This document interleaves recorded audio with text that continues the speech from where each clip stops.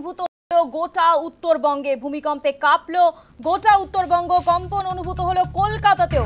বিকেল 4:41 কম্পন অনুভূত হয়। ভূমিকম্পের উৎসস্থল অসমের ঢেকিয়াজুলি। ভূমিকম্প অনুভূত হলো গোটা উত্তরবঙ্গে, কম্পন অনুভূত হলো কলকাতাতেও। এই বিষয়ে আরো বিস্তারিত জানবো। ফোন লাইনে রয়েছে আমাদের প্রতিনিধি অলিপ মিত্র।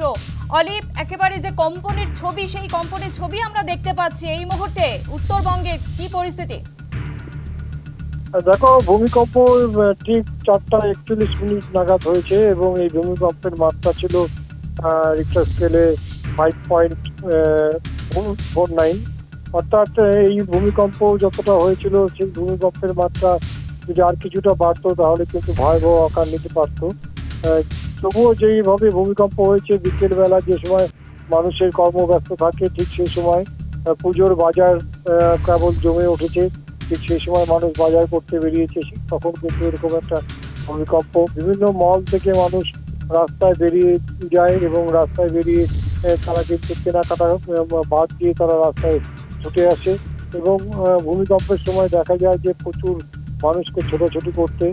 যদিও ভূমিকম্পের কারণে ক্ষয়ক্ষতির এখনো পর্যন্ত কোনো হিসাব পাওয়া যায়নি, তবে এই ভূমিকম্পের ফলে কিন্তু যেটা মনে করা হচ্ছে যে আবার আফটারশক কিন্তু কিছুক্ষণের মধ্যে হতে পারে বলে মনে করা হচ্ছে। সবটা ধন্যবাদ অলিপ।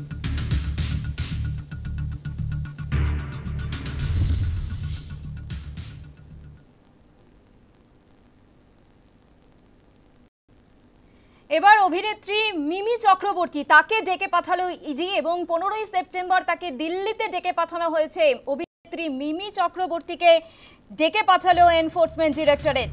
15ই সেপ্টেম্বর দিল্লিতে তাকে তলব করা হয়েছে। যাদবপুর কেন্দ্রের প্রাক্তন তৃণমূল সাংসদ মিমি চক্রবর্তী। বেটিং অ্যাপ তদন্তে তলব কেন্দ্রীয় এজেন্সির। অভিনেত্রী উর্বশী রাউতেলাকেও 16ই সেপ্টেম্বর তলব করা হয়েছে। অভিনেত্রী মিমি চক্রবর্তীকে তলব করেছে এনফোর্সমেন্ট ডিরেক্টরেট। 15ই সেপ্টেম্বর অর্থাৎ আগামীকাল দিল্লিতে তলব করা হয়েছে অভিনেত্রীকে। যাদবপুর কেন্দ্রের প্রাক্তন তৃণমূল সাংসদ মিমি চক্রবর্তী বেটিং অ্যাপ তদন্তে তলব কেন্দ্রীয় এজেন্সির। আপনারা জানেন এর আগে অঙ্কুশ, অভিনেতা অঙ্কুশকেও ডেকে পাঠানো হয়েছিল। এবার অভিনেত্রী মিমি চক্রবর্তী, তাকে ডেকে পাঠানো হলো ইডি ডেকে পাঠিয়েছে। আগামীকাল অর্থাৎ 15ই সেপ্টেম্বর দিল্লিতে তলব করা হয়েছে অভিনেত্রীকে। যাদবপুরের প্রাক্তন তৃণমূল সাংসদ ছিলেন মিমি চক্রবর্তী। এবার মিমি চক্রবর্তীকে ডেকে পাঠানো হয়েছে। বেটিং অ্যাপ তদন্তে কেন্দ্রীয় এজেন্সি তলব করলো, অর্থাৎ ইডির তরফ থেকে তলব করা হয়েছে। 15ই সেপ্টেম্বর দিল্লিতে তলব করা হয়েছে, অর্থাৎ আগামীকাল অভিনেত্রী মিমি চক্রবর্তী, তাকে তলব করা হয়েছে। মিমি চক্রবর্তীকে তলব করলো ইডি। যাদবপুর কেন্দ্রের প্রাক্তন তৃণমূল সাংসদ মিমি চক্রবর্তী, তাকে তলব করা হয়েছে আগামীকাল অর্থাৎ 15ই সেপ্টেম্বর দিল্লিতে তলব করা হয়েছে মিমি চক্রবর্তীকে। বেটিং অ্যাপ তদন্তে তলব করা হয়েছে মিমি চক্রবর্তীকে।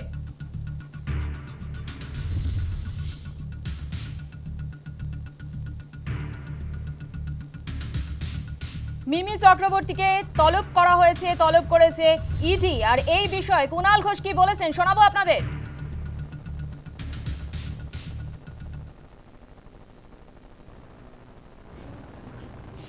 হ্যাঁ, শুনলাম যে মিমি, প্রাক্তন সাংসদ বিশিষ্ট অভিনেত্রী মিমিকে ইডি কোনো একটি কারণে তারা নাকি তলব করেছেন, এটা সংবাদ মাধ্যম থেকে শুনলাম। তো একটা বিষয় হচ্ছে যে আইন নিশ্চয়ই আইনের পথে চলবে, সেখানে কোনো মন্তব্য করব না। কেন ডেকেছেন, তাতে কি হবে, এগুলো তো মিমি বলতে পারবেন বা তার আইনজীবীরা। কিন্তু দূর থেকে এইটুকু বলতে পারি যে এই বিজেপি, এই যে মিমি প্রাক্তন সাংসদ ছিলেন, তৃণমূলের সঙ্গে তার যোগাযোগ, ফলে তাদের কালিমালিপ্ত করতে নানা ধরনের এই সংগঠন, গণসংগঠন এগুলোকে এখন কাজে লাগাচ্ছে। তো এইটুকু বলতে পারি যে এই রক্তবীজ 2 তার মুক্তি পাওয়ার মুখে মিমিকে একটা ভালো পাবলিসিটির ব্যবস্থা করে দিয়েছে ইডি। রক্তবীজ 2-র একটা ইভেন্ট প্রমোটার হিসেবে ইডির ভূমিকাটা খুবই ইন্টারেস্টিং। তো এইভাবে যদি নায়ক নায়িকাদের সিনেমা মুক্তি পাওয়ার ঠিক মুখে ইডি যদি এরকম একটা পাবলিসিটি করে দেন, কারণ দুদিন বাদে দেখা যাবে মিমি নির্দোষ, তো ফলে মিমি এখন টেনশনবিহীনভাবে ইডিকে তিনি পরে একটা সব মিটে গেলে ধন্যবাদও দিয়ে দিতে পারেন। আর আপনারা শুনলেন যে কুণাল ঘোষ তিনি ঠিক কি বললেন, অর্থাৎ মিমি চক্রবর্তীকে ডেকে পাঠিয়েছে ইডি এবং সেই বিষয়ে কুণাল ঘোষের বক্তব্য আপনাদের শোনালাম। এই বিষয়ে আরো বিস্তারিত জানবো, ফোন লাইনে রয়েছে আমাদের প্রতিনিধি প্রীতি পাত্র। প্রীতি, যেটা জানা যাচ্ছে যে মিমি চক্রবর্তী তাকে ডেকে পাঠানো হয়েছে এবং কি কি বিষয় জানতে চায় ইডি, কি কি জানা যাচ্ছে? একেবারে বেটিং অ্যাপ প্রতারণা মামলায় মিমি চক্রবর্তী তাকে জিজ্ঞাসাবাদের জন্য দিল্লির ইডি দপ্তরে তলব করা হয়েছে এবং তার পাশাপাশি কিন্তু আরো একজন অভিনেত্রী উর্বশী, তাকেও কিন্তু ডেকে পাঠানো হয়েছে এবং সেটা জানা যাচ্ছে ইতিমধ্যে বেটিং অ্যাপে কিন্তু প্রতারণার বেশ কিছু তথ্য সামনে এসেছে এবং এই বেটিং অ্যাপের হয়ে কিন্তু অ্যাড করতে দেখা গিয়েছে মিমি চক্রবর্তীকে এবং সেই ঘটনায় কিন্তু তাকে জিজ্ঞাসাবাদের জন্য ডেকে পাঠানো হয়েছে, এমনটাই কিন্তু সূত্রের খবর। ধন্যবাদ প্রীতি। আপনারা জানেন যে যাদবপুর বিশ্ববিদ্যালয়ে যে ছাত্রীর জলে ডুবে মৃত্যু হয়েছে এবং কিভাবে তিনি জলে পড়ে গেলেন সেই নিয়ে কিন্তু এখনো ধোঁয়াশায় পুলিশ। নজরে নিহত অনামিকা মণ্ডলের মোবাইল, ছাত্রীর রহস্য মৃত্যুতে তলব 4 জনকে, নিহত ছাত্রীর 4 বন্ধুকে তলব করা হয়েছে। সিসিটিভির ফুটেজও পাওয়া গিয়েছে দাবি পুলিশের। ছাত্রীকে শৌচালয়ের দিকে যেতে দেখা গিয়েছে, তারপর কোথায় গেলেন ছাত্রী উত্তর এখনো অজানা। কিভাবেই বা ঝিলে পড়ে গেলেন ওই ছাত্রী, এখনো কিন্তু সেই প্রশ্নের উত্তর খুঁজছে তদন্তকারীরা। যাদবপুর বিশ্ববিদ্যালয়ে ছাত্রীর রহস্য মৃত্যু, কিভাবে জলে পড়লেন ছাত্রী, ধোঁয়াশায় পুলিশ। নজরে নিহত অনামিকা মণ্ডলের মোবাইল, ছাত্রীর রহস্য মৃত্যুতে তলব 4 জনকে, অনামিকা মণ্ডলের 4 বন্ধুকে তলব করা হয়েছে। সিসিটিভির ফুটেজও ইতিমধ্যে পাওয়া গিয়েছে, এমনটাই দাবি করছে পুলিশ। ছাত্রীকে শৌচালয়ের দিকে যেতে দেখা গিয়েছে, তারপর কোথায় গেলেন ওই ছাত্রী এমন প্রশ্ন উঠছে। কিভাবেই বা ঝিলে পড়ে গেলেন সেই প্রশ্নের উত্তর খুঁজছেন তদন্তকারীরা। যাদবপুর বিশ্ববিদ্যালয়ে জানেন যে বৃহস্পতিবার যে ছাত্রীর দেহ পাওয়া যায় এবং সেই ছাত্রীর কিভাবে জলে পড়ে গেলেন সেই নিয়ে কিন্তু ধোঁয়াশায় পুলিশ। নিহত অনামিকা মণ্ডলের মোবাইল এবং ছাত্রীর রহস্য মৃত্যুতে এই মুহূর্তে 4 জনকে তলব করা হয়েছে এবং ওই ছাত্রীর 4 বন্ধুকে তলব করা হয়েছে। পাওয়া গেছে সিসিটিভি ফুটেজ, এমনটাই দাবি পুলিশের।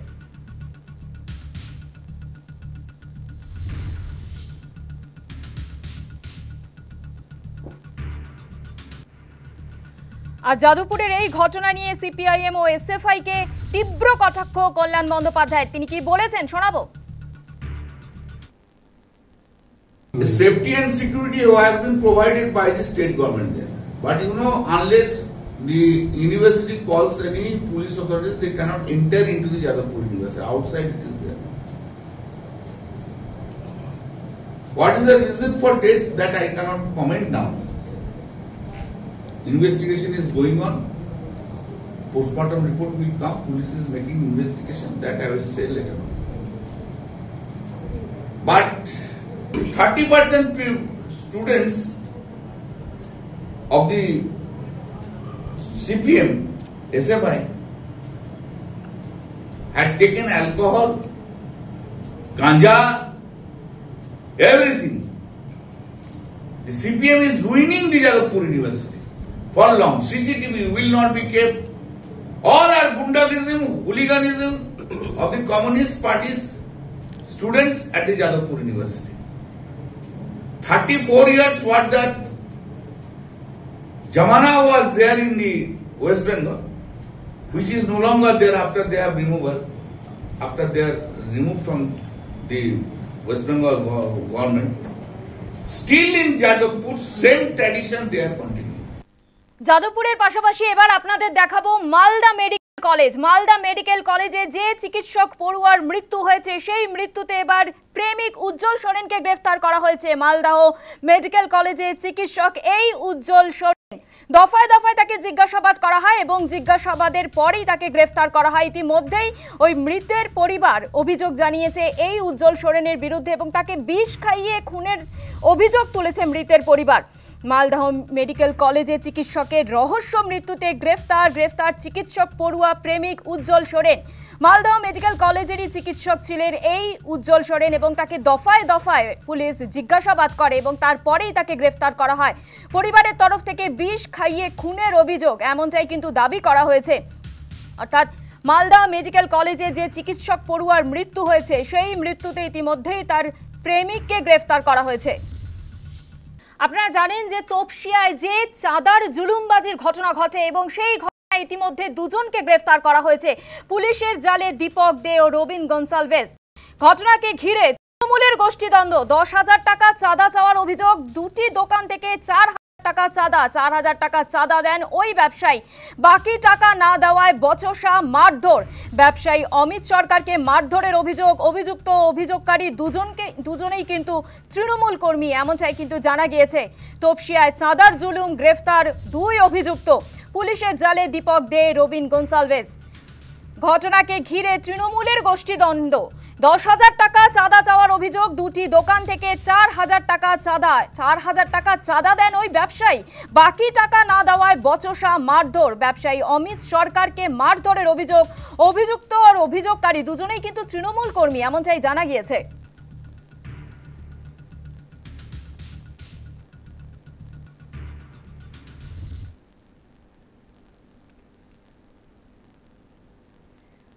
আপনারা জানেন যে আজ দুবাইতে ভারত পাক ম্যাচ, অর্থাৎ ক্রিকেট ম্যাচ, এবং পেহেলগাঁও ঘটনার পর, অপারেশন সিন্দুরের পর আজ প্রথম মুখোমুখি হচ্ছে ভারত পাকিস্তান। এই নিয়ে বিরোধীরা কিন্তু, বিরোধীদের যে তরজা, সেই তরজা ইতিমধ্যে তুঙ্গে। 22 গজে মুখোমুখি ভারত পাকিস্তান। দুবাইয়ে এশিয়া কাপ ক্রিকেটে মর্যাদার লড়াই। জয় পেতে মরিয়া সূর্যকুমার সালমান আঘারা। পেহেলগাঁও জঙ্গি হামলার পর মুখোমুখি কেন 22 গজে ভারত পাক মুখোমুখি হচ্ছে? এই প্রতিবাদে বিক্ষোভ শিবসেনার পক্ষ থেকে। অর্থাৎ পেহেলগাঁও ঘটনার পর এবং অপারেশন সিন্দুরের পর, যেখানে ভারত পাকিস্তানের সম্পর্ক একেবারে তিক্ততায় পৌঁছে যায়, যেখানে আমরা দেখেছি যে হামলা, প্রত্যাঘাত, তারপরে কেন পাকিস্তানের সঙ্গে আবার ক্রিকেট ম্যাচ খেলা হচ্ছে, সেই নিয়ে প্রশ্ন তোলে বিরোধীরা।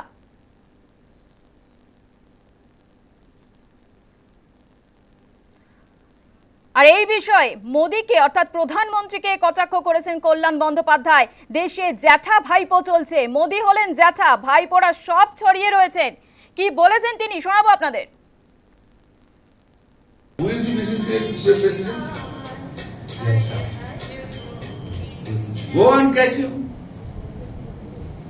अभी तो देश में क्या चल रहा है भाई? जेठा एंड भाईपो चल रहा है ना। Jataji and Narendra Modi, all Vaipos are set in all India basis. Amit Shah's son, etc., everybody's son, Nitin Gadkari's son, all are set. Jata at the helm of affairs, Narendra Modi. अब तो जेठा भाईपो चल रहा है, जेठा भाईपो। देश पूरा खा लेते हैं जेठा भाईपो मिलके। আর ভারত পাক এই ম্যাচ নিয়ে যখন বিক্ষোভ দেখাচ্ছে বিরোধীরা, সেই সময় বিজেপির রাজ্য সভাপতি শ্রমিক ভট্টাচার্য কি বলছেন, শোনাবো। কেউ যদি পাকিস্তানের সংবাদপত্রের নাম ছাপাতে চায়, কেউ যদি আপনাদের মতো পাকিস্তানের সংবাদ মাধ্যমে ভেসে থাকতে চায়, অতীতে ইউপিএ সরকারের আমলে আমরা কি দেখেছিলাম? হাতে করে ফাইল নিয়ে ঘুরতেন বিভিন্ন দেশের দরজায় দরজায়, একটা প্রোটেস্ট রেজিস্টার করা। আর আজকে এই ভারত, নতুন ভারত, এই ভারত প্রত্যাঘাত করছে। মাত্র 2 দিনের মধ্যে পাকিস্তান এসে মাথা নিচু করে হাঁটু করে বসে পড়ল ভারতের সামনে। সম্পূর্ণভাবে কোনো দ্বিপাক্ষিক সম্পর্ক কিংবা রাজনৈতিক বিজেপি করতে চায় না, তার একটা প্রতিফলন সরকারের উপরে থাকবেই। দীর্ঘ 9 বছর পর আজ এসএসসি দ্বিতীয় ধাপের পরীক্ষা নির্বিঘ্নে সম্পন্ন হলো। প্রায় 9 বছর পর শিক্ষক নিয়োগ পরীক্ষা, একাদশ দ্বাদশে শিক্ষক নিয়োগ পরীক্ষা। জেলায় জেলায় পরীক্ষা কেন্দ্রে কড়া নিরাপত্তার ছবি কিন্তু আমরা দেখেছি। পরীক্ষা দিতে কলকাতায় ভিন রাজ্যের পরীক্ষার্থীরাও আসে। অর্থাৎ আমরা গত 7ই সেপ্টেম্বর যেমন ছবিটা দেখেছিলাম যে বিহার, উত্তরপ্রদেশ থেকে একাধিক পরীক্ষার্থী তারা এসেছেন, এবং আজও সেই ছবি কিন্তু দেখা গিয়েছে। পরীক্ষা দিয়ে আসার পর পরীক্ষার্থীরা কি বলছেন, শোনাবো আপনাদের। আশা করা যায় স্বচ্ছতার ভিত্তিতে ঠিকই থাকবে, দেখা যাক এখন কি হয়, কারণ অনেক কিছুই তো হচ্ছে, তারপরে তো সেটা অন্যরকম হয়ে যাচ্ছে। এই আশা রাখছি আমরা। এক্সাম ভালো হয়েছে, কিন্তু সমস্যা হচ্ছে এর আগে টিচারদেরকে যে এক্সট্রা 10 মার্কস দেওয়া হবে, ওটার জন্য ফ্রেশার্সরা অনেক পিছিয়ে যাচ্ছে। ওটাই ফ্রেশার্সদের সঙ্গে আমার মনে হয় না খুব একটা মানে ভালো হলো এর জন্য। যে লেভেলের করাপশন আমরা দেখতে পাচ্ছি চারিদিকে, তো দেখা যাক। 60 মার্কসের মধ্যে, মানে 60 মার্কসের যে কোয়েশ্চেন, তার মধ্যে 10 মার্কস তো ওরা অলরেডি এমনি পাচ্ছে। So basically they are giving the exam on 50 and we are giving on 60। So এই 10 মার্কসের মধ্যে তো অনেক ক্যান্ডিডেট ঢুকে যাচ্ছে না। আর আজকের এই পরীক্ষা নিয়ে চাকরিহারা যোগ্য শিক্ষক চিন্ময় মণ্ডল কি বলেছেন শোনাবো। আজকে যখন পরীক্ষা দিতে ঢুকি, তারপরে ইনভিজিলেশনে যখন আসেন যিনি দায়িত্বে ছিলেন, তিনি প্রথমে ঢুকেই বলেন যে খারাপ লাগছে আপনাকে দেখে, যে আপনি একজন যোগ্য শিক্ষক এবং আমার ইনভিজিলেশনে আপনাকে পরীক্ষা দিতে হচ্ছে, যেখানে আপনাদেরই আজকে ইনভিজিলেশনে থাকার কথা। একটাই প্রশ্ন আমাদের মনে থেকে যায় বা একটা দ্বিধা থেকে যায়, যারা পরীক্ষা ভালো হলো না বা যারা আলটিমেটলি আবার নিয়োগ পাবে না, নতুন করে যেহেতু নিয়োগ পরীক্ষা দিতে হচ্ছে, তাহলে সেই সমস্ত যোগ্যদের জীবনগুলো তো নষ্ট হয়ে যাবে। তাদের দায়িত্ব রাজ্য সরকারকে নিতে হবে। তো এবার আমরা চাইবো আনটেন্টেড লিস্টটাও যেন একইভাবে প্রকাশিত হয় এবং সেটা যেন স্কুল সার্ভিস কমিশন আমাদের দেয়, কারণ আমরা সুপ্রিম কোর্টে মুভ করব কিউরেটিভের জন্য এবং সেখানে একটা নতুন এভিডেন্স দিতে হয়। আমরা এই তালিকা ওখানে প্রডিউস করতে চাইছি। পরীক্ষা শেষে সাংবাদিক বৈঠক করেন শিক্ষামন্ত্রী ব্রাত্য বসু। এসএসসি স্বচ্ছতার সঙ্গে পরীক্ষা নিয়েছে। 93% আবেদনকারী পরীক্ষা দিয়েছেন। 7ই সেপ্টেম্বর ভিন রাজ্যের পরীক্ষার্থী 31,000, আজ ভিন রাজ্যের পরীক্ষার্থী 13,000। ভিন রাজ্যের পরীক্ষার্থী নিয়ে বিজেপিকে খোঁচা ব্রাত্য বসুর। এসএসসি স্বচ্ছতার সঙ্গে পরীক্ষা নিয়েছে, সাংবাদিক বৈঠকে দাবি শিক্ষামন্ত্রীর। 93% আবেদনকারী পরীক্ষা দিয়েছেন। 7ই সেপ্টেম্বর ভিন রাজ্যের পরীক্ষার্থী ছিল 31,000, আজ ভিন রাজ্যের পরীক্ষার্থী 13,000। কি বলেছেন শিক্ষামন্ত্রী শোনাবো। এই সেকেন্ড এসএলএসটি পরীক্ষা সম্পূর্ণ স্বচ্ছ এবং বিঘ্নহীন, একেবারেই নির্বিঘ্নে এই পরীক্ষা সম্পন্ন হয়েছে। Statistics is saying that there is no job in the double engine government. The government actually they cannot provide the job, central government. So they are coming to in the state government in the leadership of Mamata Banerjee, where the examination is taken care of very regularly and transparently. We are giving this the scanned copy to who are giving the carbon copy or duplicate copy all candidates. These two are measures, I think. ভিন রাজ্য থেকে একাধিক পরীক্ষার্থী তারা পরীক্ষা দিতে আসেন, আর এই বিষয়ে বিজেপি রাজ্য সভাপতি শ্রমিক ভট্টাচার্য কি বলেছেন শোনাবো। আমাদের রাজ্যের ছেলেমেয়েরাও ভিন রাজ্যে পরীক্ষা দিতে যাচ্ছেন, সেই সংখ্যাটা কত? একটা সময় পশ্চিমবঙ্গ মানুষকে রোজগার দিত, নতুন নতুন কর্মসংস্থানের পথ দেখাতো। একটা সময় ব্রিটিশ চলে যাবার পরে আমাদের বাণিজ্যে কন্ট্রিবিউশন ছিল 27%, আর বাংলাকে গুজরাট হতে দেব না যারা বলেন, গুজরাটের এফডিআই হচ্ছে 39.6% আর আমাদেরটা 0.6।